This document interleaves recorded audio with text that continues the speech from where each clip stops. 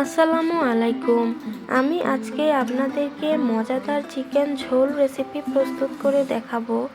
এটা প্রস্তুত করা খুবই সহজ। তো চলুন ভিডিওটা না টেনে শেষ পর্যন্ত দেখে আসি।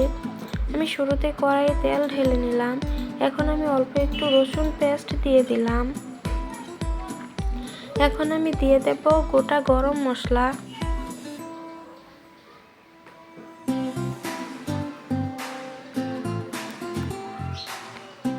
এখন আমি দিয়ে দেব পেঁয়াজ কুচি। পেঁয়াজ কুচির পরিমাণটা একটু বেশিই নিতে হবে, কারণ এখানে আমি আর পেঁয়াজ বাটাটা ব্যবহার করব না। আমি সবগুলি ভালো করে মিশিয়ে নিচ্ছি।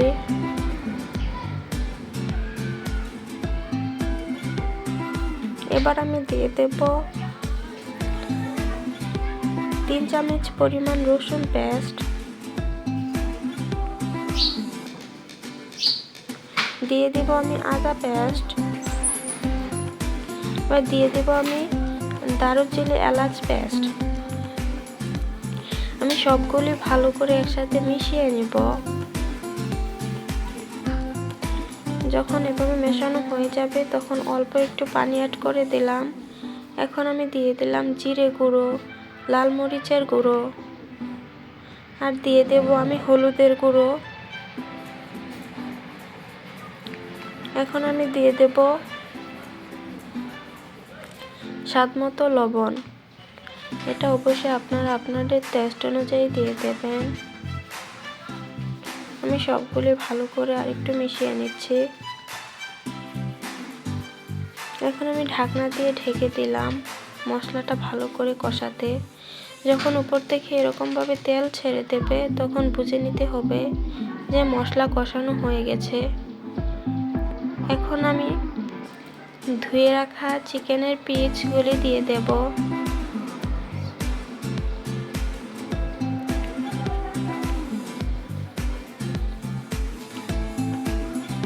এখন আমি সবগুলি একসাথে মিশিয়ে নিচ্ছি।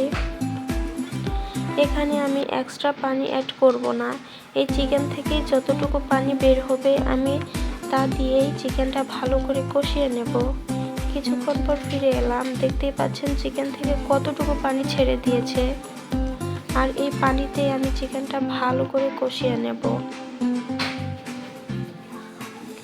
কষানোটা যত ভালো হবে চিকেনটা কিন্তু খেতে ততটাই মজা হবে।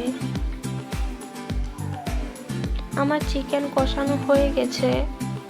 এখন আমি পর্যাপ্ত পরিমাণে ঝোল অ্যাড করে দেব।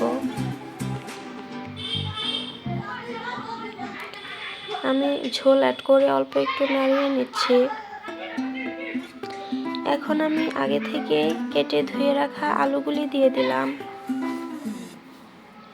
এখন আমি ঢাকনা দিয়ে ঢেকে দিলাম।